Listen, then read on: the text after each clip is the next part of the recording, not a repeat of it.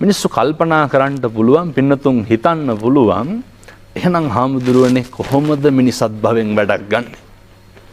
ප්‍රශ්නේ අරකනම් උත්තරෙත් අපිට තියෙන්න බෑ පින්නතුන්. බොහොම ගෙවල් දොරවල් වල ඉඳන්ම කරන්න පුළුවන් පුංචි කරුණු කාරණා කීපයක් තියෙනවා මේවට මිල මුදල් වියදම් වෙන්නේ නැහැ. මිනිස්සුන්ට පුළුවන් උදේ පාන්දර නැගිටපු ගමන් ගෙදර බොහොම අඩුයි. නැගිටපු ගමන් පුළුවන් තථාගතයන් වහන්සේට මේ බොහොම පුංචි වීදුරුවක් අරගෙන උන්වහන්සේට ඇල් වතුර ටිකක් පූජා කරමු. පිං සිද්ධ වෙනවනේ පින්නතුනේ. පිං සිද්ධ වෙන්නේ නැද්ද? පිං සිද්ධ වෙනවා. උදේ පාන්දර වතුර වීදුරු අරගෙන බුදුහාමුදුරුවන්ට පූජා කරලා අත් දෙක නලලට ගන්නකොට ඇතිවෙන හැඟීම මගේ බුදුහාමුදුරුවන්ට පැන් පූජා කරා. මේ ලෝකේ පෞද්ගලික වශයෙන් දන් දීලා ඉහළ මානිසංස ලබන්න පුළුවන් උත්තමයා මගේ තථාගත බුදුරජාණන් වහන්සේ. උදේ පාන්දර තථාගතයන් වහන්සේට පැන් ටික පූජා කරන ගෙදරක කලකෝලහල ඇති වෙන්න වෙලාවක් නැහැ. මේවා අපේ තාත්තලා කරන්න ඕන වැඩ. එතකොට තමයි දරුවෝ ඒවා බලන්නේ. එතකොට තමයි මේ ගෙදර පවුලේ තෘප්තිය රඳා පවතින්නේ. ඕක හෙට ඉඳන් කරන්න. ඕක කරන්න පුළුවන්. ඕක බැරිකමද පින්නතුනි නොකරනකමද? ඕකට විනාඩියක්වත් යන්නේ නැහැ. හැබැයි ආනිසංසය බොහොම ඉහළයි. ඒ වගේම අපේ හැමදෙරෝනේ දැන් සාමාන්‍යයෙන් ওই වගේ දෙයකට යොමු වීම තුලම ඒ විනාඩිය දෙක කැපකිරීම තුලම සමස්ත ජීවිත කාලයත් මෙලවත් පරලොවත් වෙනස් වෙනවමනේ.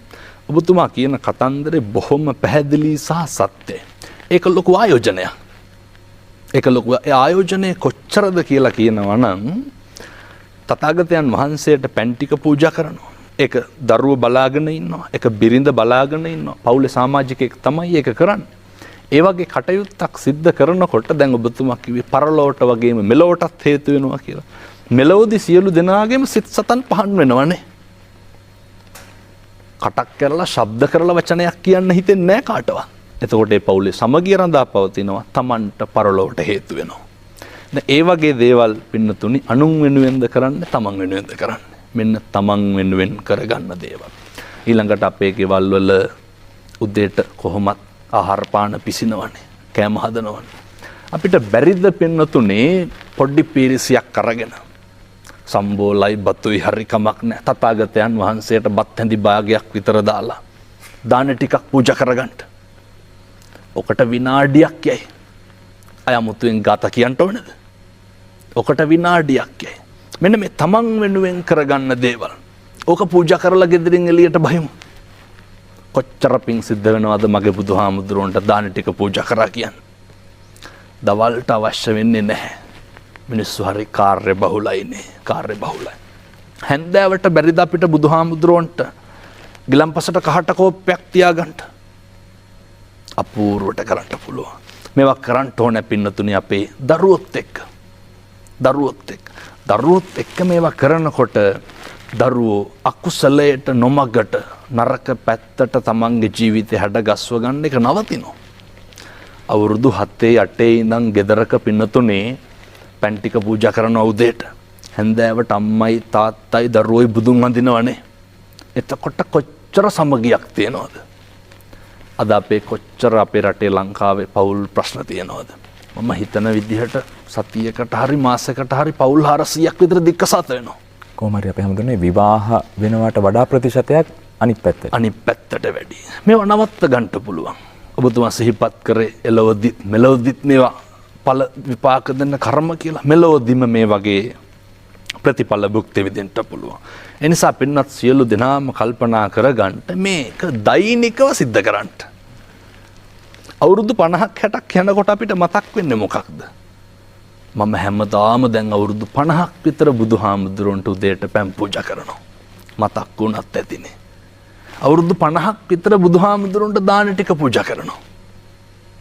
ඔච්චරයි පින්නතුනි අපිට මතක් වෙන්න කියලා දෙයකට තියෙන්නේ. මාසයකට දවසක් ගන්න අපිට බැරිද පින්නතුනේ අසරණ ළමයෙකුට එක කොපි පොතක් දෙන්න? එක කොපි පොතක්. සරියුත් මහ රහතන් වහන්සේ ප්‍රඥාවන්ත භික්ෂුන් වහන්සේලා අතර අග්‍රස්ථායක. එක තල්පතයි එක පන්හිඳයි දන් දුන්නේ. ආනිසංසය.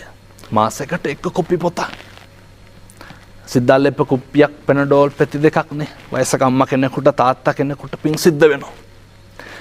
ඒ ඇසුරේ නිසුරේ හැදෙන දරුවෝ තමයි සත්පුරුෂෝ බවට පත් වෙන්නේ. සත්පුරුෂ වෙන්නේ. මේ අපේ රටේ වර්තමානයේ දරුවෝ පුදුම විදිහට නැන පිහිටවන්න බලනවා.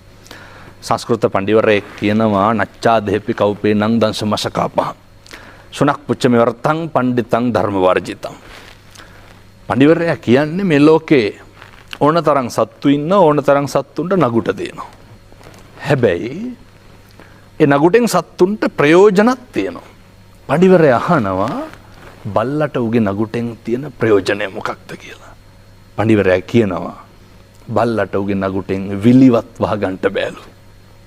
ඒ වගේලු විනය සදාචාරය හික්මීම නැති දරුවෝ මේ ලෝකෙට බිහි වුණාම බල්ලට උගේ නගුටෙන් ප්‍රයෝජනයක් නැත්තේ යම්සේද ඒ දරුවන්ගෙන් මේ රටට සමාජයට ප්‍රතිඵලයක් නැහැ කියන එක. මේ කාරණා හොඳට තේරුම් ගන්න ඕනේ. මෙහෙම දේශනා කරන්න හේතුව මොකක්ද? මම බොහෝ මහලු නිවාසවල ධර්ම දේශනා කරන්නට වඩිනෝ. මම මේ වෙනකන් දැකලා නැහැ පින්නතුනේ දරුවෝ නැති අම්මලා තාත්තලා මහලු නිවාසවල ඉන්නවා. මහලු නිවාසවල ඉන්න හැම අම්මා කෙනෙකුටම තාත්තා කෙනෙකුටම දරුවෝ ඉන්නවා. ඛේද වාචකය මොකක්ද? නැන පිහිටවපු දරුවා අපි හැදුවා. හැබැයි ගුණ පිහිටවපු දරුවෝ හැදුවේ නැහැ. තර අවසර අපේ හැමෝටම ඒ කියන්නේ ඇත්තටම ඒ ඉන්න මහලු නිවාසවල ඉන්න අම්මලා තාත්තලාගේ දරුවොත් හරි ඉහළ තැන්වල ඉන්න අය නේ. ඔව් පැහැදිලිව. මම මේ ඒ කාරණේ සිහිපත් නොකර හිටියේ මම දෙවණියට කියන්නම් මට මේ වෙනකල් හම්බෙලා නැහැ දුප්පත් දරුවන්ගේ අම්මලා තාත්තලා. කොහොම හරි ඒක අය රැක බලා ගන්න. කොහොම හරි රැක බලා ගන්නවා. කොහොම හරි රැක බලා ගන්නවා. ඔබතුමා හරි දුප්පත් දරුවෝ කොහොම හරි රැක බලා ගන්නවා. හැබැයි හම්බෙලා තියෙන වැඩේ පුරම අර නැන පිහිටවන්න උත්සාහ කරපු උගන්න ගන්නට කියලා ජීවිත කාලෙම දරුවෝ වෙනුවෙන් නාස්ති කරපු අම්මලා තාත්තලා තමයි අවසාන ජීවිතයේ සඳ සමය මහලු මඩමක් තුල බොහොම දුක්ඛදායී විදිහට කාලය ගත කරන්නේ.